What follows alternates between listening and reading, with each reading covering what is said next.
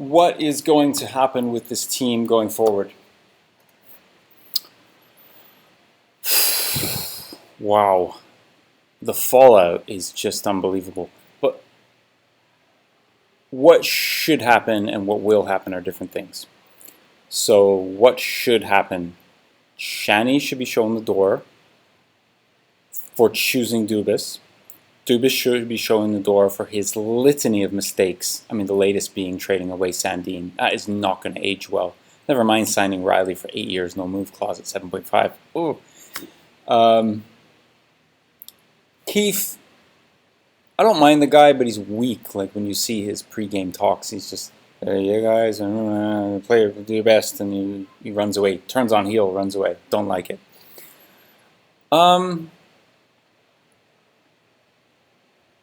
That's what should happen. Nylander should be traded for an elite goalie. I don't know if Hellebuck is the man, but I like his attitude. He says, I don't want to stick around here for a rebuild. I want to win. So I like that attitude. I don't know him well enough to say, But for like a Vasilevsky, that would be a start. Or I don't know if Marner has a no-move clause, but I would trade a Marner for a Vasilevsky. I don't know what Tampa Bay's thinking, but anyway. A Sorokin, a Saros, like a solid goalie is where you start a team. You notice all of the teams in the playoffs have solid goaltending. I think except Seattle. Carolina's got Freddie. That annoys me. And I said when we let Freddie go, I said, oh no, they're going to let Freddie go. Don't let him go. He's a good, solid goalie. He's good enough. He's better than Darcy Kuemper, put it that way. Okay. He's good enough for Carolina. Carolina's probably going to get past Jersey. We'll see. Did he get shelved the other night, or was that him? Anyway, we need a goalie, right? Start with the goalie and trade someone for a goalie. What else should happen? I'm thinking, I mean, JT is a pain, and Riley is a pain because of their contracts. You've got 2 more years of JT. Doesn't cut it. Like, where was he in the playoffs yet again? How do you get rid of him? Okay, he's our second line center. You keep Yarncroc on the first line left wing. He's good with Matthews, right? You put Marner on the second line with JT because he needs him. Matthews can do his own thing, right? Who do you put on the right, on the top line? You put Nyes on the second line with JT. I don't know if they're going to sign O'Reilly if there's money. That's a whole other thing. Who do you put on the right-hand side? I'm not sure. I suppose that you're playing with a jigsaw puzzle, but one thing at a time. I think is Kerfoot a UFA? Acciari's a UFA. Like almost everyone on the bottom lines are UFAs, so that needs to be rebuilt, and that needs to be rebuilt with guys of the Jason Spezza ilk. Guys who will, like he was our best player against, was it Montreal? Not Wayne Simmons and Kyle Clifford and Hunt and all of these guys. I mean, maybe even Bobby McCann, I don't know. But it's tricky because of the cap, isn't it? This is the whole problem. It's too much money for Tavares, Austin Matthews, and Marner, isn't it?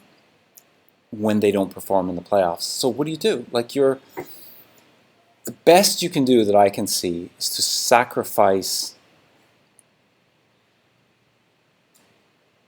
Like, yeah, you keep Bunting. Let's say Bunting is on the second line, fine. Nyes is on the third. You have a top goalie with Wall behind him to give Wall the time and space to grow into the NHL. Don't expect the kid to be your first goalie. It doesn't make sense. Like it's not fair on him. He's a young kid, right? Well, he's not that young, but the NHL is an adjustment, as we saw with Nyes in the playoffs. He got fleeced on defense quite often. You're not used to the speed. You're not used to the skill level. College hockey is different. He will do. You need to give him time on the third line for a year or two. Which, by the way, we've only got 2 years of entry-level contract for Knies because Dubas brought him in for the playoffs. Like, what a waste of a year at $925,000 for a great player, like a solid third-line player, right? In Knies. Now we only have him for 2 years. Why? Because we need to win now. Why did we need Knies to win? Oh, the guy drives me nuts. These like short-term thinking. This is so Leafland. So I'm trying to give you like what is the long-term play.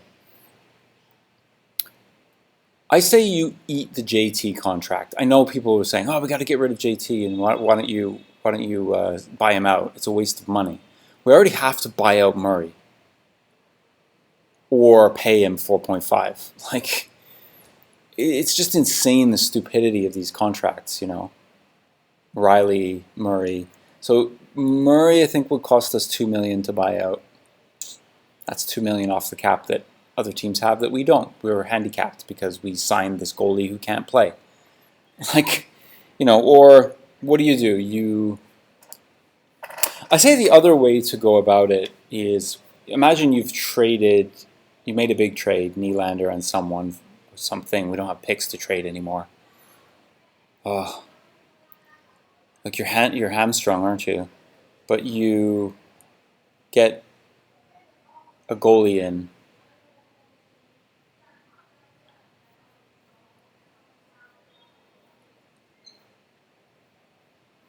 It's tricky because I wouldn't want to go into next year with Sammy, because your team mentally is used to having a guy behind you like a Vasilevsky, and then you have confidence and you know what he likes and you know his weaknesses and you know how to accommodate them. Whereas if you played the year with Sammy, you go, "Ooh, we're going into the playoffs," but like this year, does this 1-6 goaltender have it? Can he get us through the playoffs? We don't know. He's only 1-6. It's an unproven thing. You know, that's why I said in September it's ridiculous. So that's why I say, like, Nylander's not doing it for us in the playoffs. I think in the last 6 games he didn't have any goals and no points in the last 4 or something like that. It's just, you know, ridiculous. So you trade him, you get you trade Sammy and Nylander and Murray if you can to a team that'll give up a top goalie. Oh God, it's such a hard trade to make. But you do that, and you have Wall playing behind that goalie. Why does that make sense? We know Nylander's not producing in the playoffs. We know Sammy's not producing in the playoffs. We know Wall is an awesome goalie, but we don't want to burn him out. And you then have a good tandem.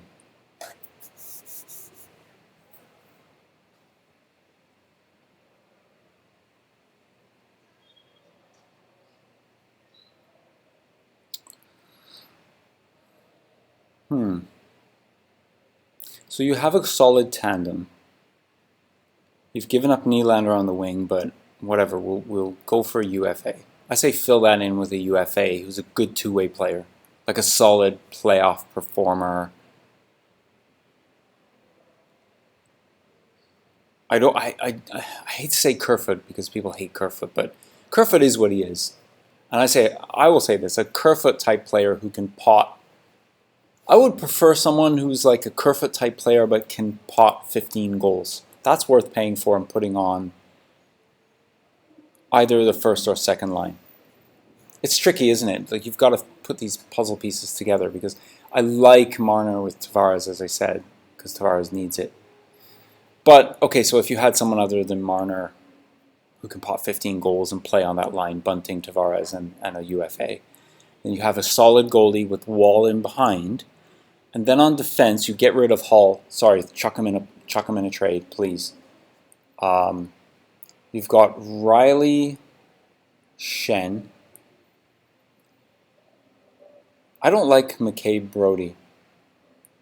But okay, let's say you've got McCabe Brody. You've got Lily and Gio. I don't know if Gustafson's probably in UFA and he's not a very good. He could play the power play. If you could trade Riley, Gustafson's no better or worse than Riley. He's not a good defender. He can score off the power play, which we saw in Washington which Sandin could do at 1.5 million, as we saw in Washington.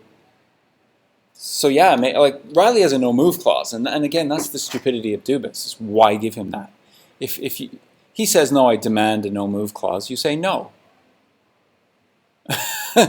We're giving you 7.5 million per year to be the top man on the defense, to score goals. He scored 3 goals this year and 3 in the playoffs.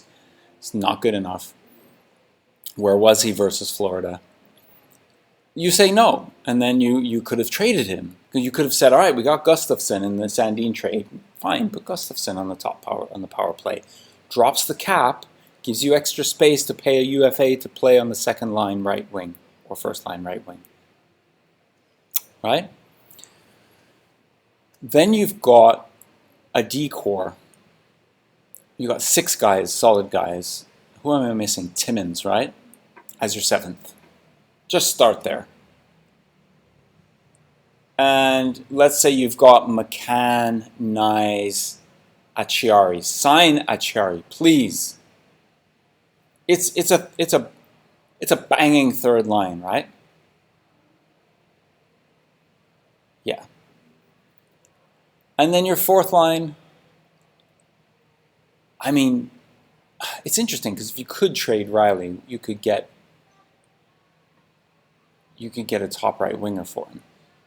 Hall and Riley for a top right winger, and then you spend your UFA money that you got from getting rid of Riley and Hall on your fourth line. I think those moves make sense, and they're solid.